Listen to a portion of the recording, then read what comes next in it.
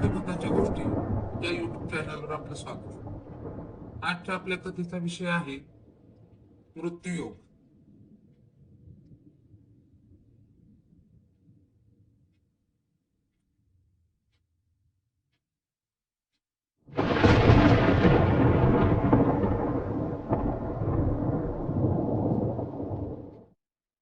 फोनची रिंग वाजली. अरे यार, इतक्या सकाळी कोण फोन करते? झोपेतच बडबडत मी फोन सायलेंट करून पुन्हा झोपी गेलो.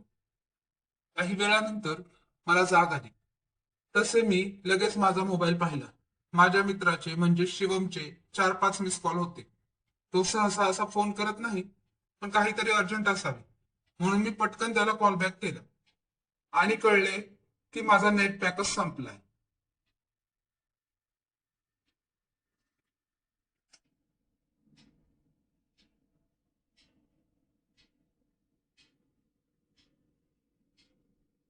माझ्या बाबतीत नेहमी असेच घडते. नेमका आत्ताच मंथली पॅक संपायचा होता. मी उठत धावत जाऊन घरातल्या लँडलाईन वरून शिवमला फोन लावला. मी काही बोलला तोच तो म्हणाला, हरेश लवकर आपल्या स्टँडवर ये, MJM हॉस्पिटलला जायचंय. ते नाव ऐकून शरीरातून एक विजेची लहर जावी अशी क्षणिक भीती निर्माण झाली.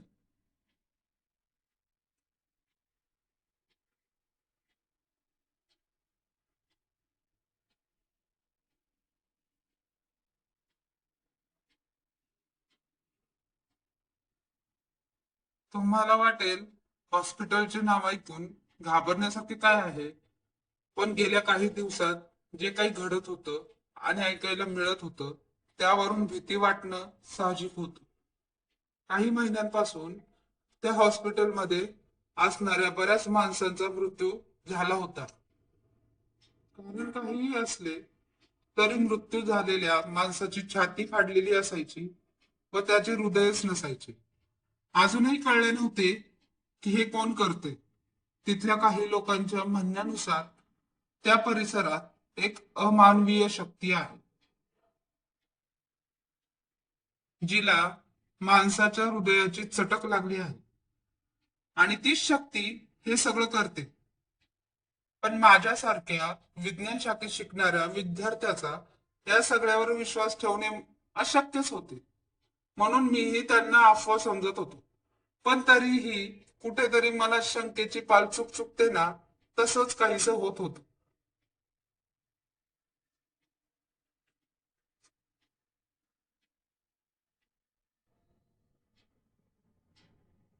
मी पटकन कशीबशी तयारी करून स्टँडवर पोहोचलो. शिवम माझी वाट पाहत थांबला होता. आम्ही तडक हॉस्पिटलला गेलो. आम्ही इथे का आलोय हे मला अजूनही माहित नव्हतं. शेवटी न राहून मी शिवमला हळूच बाजूला नेऊन विचारलं. त्याने सांगितले की आमचाच दुसरा मित्र आदित्य याचा अपघात झाला. अजून तो शुद्धीवर आला नाहीये. माझं लक्ष समोर गेले.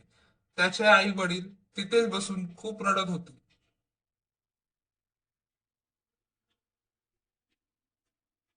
मी त्यांना धीर देत शांत केले. दिवसभर आम्ही तिथेच थांबलो. संध्याकाळ होत आली होती. मी आदित्यच्या आई वडिलांना सांगितले की तुम्ही घरी जाऊन आराम करा. मी आणि शिवम थांबतो इथे. दिवसभराच्या धावपळीमुळे तेही थकले होते.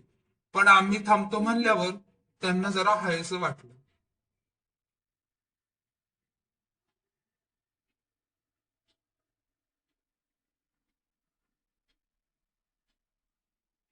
शिवमने बाजूच्या हॉटेलमधून आम्हा दोघांसाठी जेवण आणलं.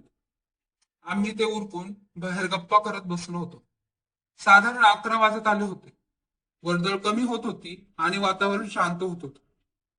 पण हॉस्पिटलमधले रुग्णांच्या खोकल्याचा कुसबुस करण्याचा आवाज शांततेला चिरत कानावर पडत होता.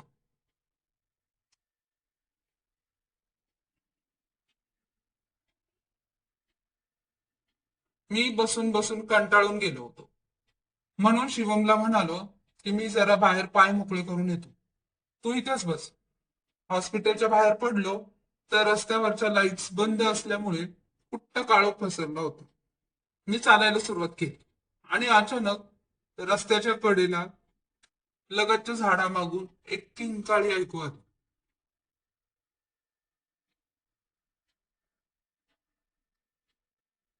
मी दचकलो. आणि जागेवरच थांबलो. इथे घडत असलेल्या प्रकाराची आठवण झाली आणि अंगावर सरकन काटा येऊन गेला.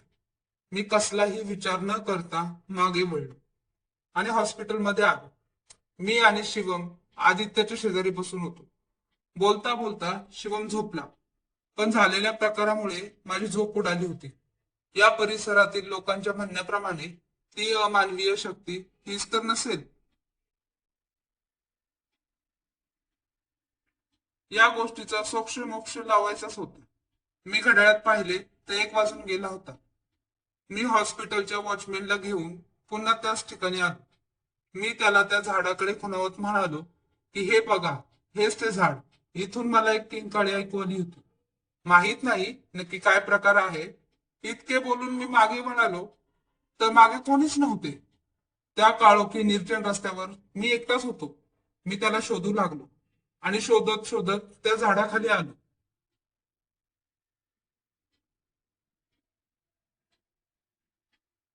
त्या झाडावरून कसलासा आवाज आला म्हणून मी वर पाहिले आणि आता माझी पोपडीच वळली.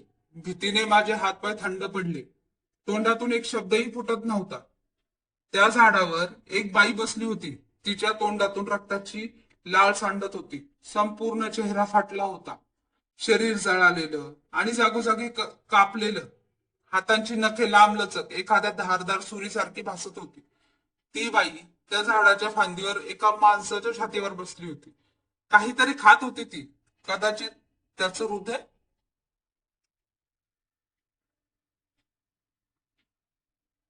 मी दबक्या पावलांनी मागे सरकलो, जेणेकरून माझी चाहूल तिला जाणवू नये. मी काही अंतर गेल्यानंतर सरळ धावत सुटलो. समोर हॉस्पिटलचे गेट दिसत होते, पण तितक्यात मला ठेच लागली आणि मी पडलो.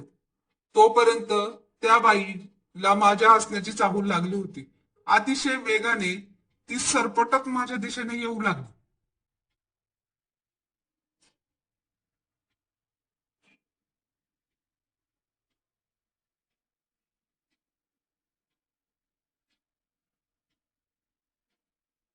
ठेच लागल्यामुळे मी वेदनेने कळवळत होतो, पण तरीही धडपडत उठण्याचा प्रयत्न करू लागलो. शेवटी माझी धडपड व्यर्थ ठरली आणि मी तिच्या तावडीत सापडलो. तिने माझ्या पायाला धरून खेचले आणि माझ्या छातीवर बसून म्हणाली, मगाशी वाचलास, पण आता नाही. भीतीमुळे माझ्या शरीरातील सगळा त्राण संपला होता. माझा मृत्यू मला समोर दिसत होता.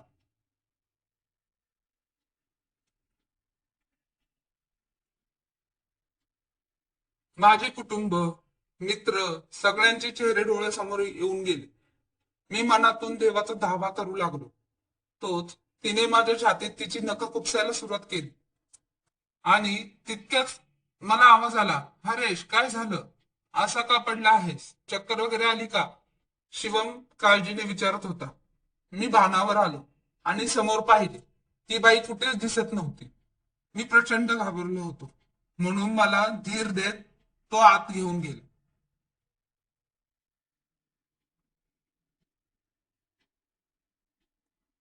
मनात विचार आला की आज माझा मित्र देवासारखा धावून आला.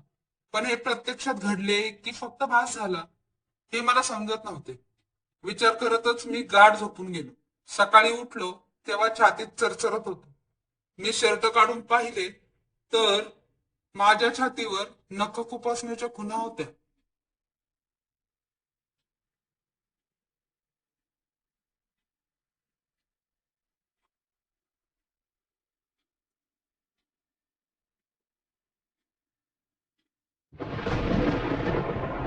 धन्यवाद.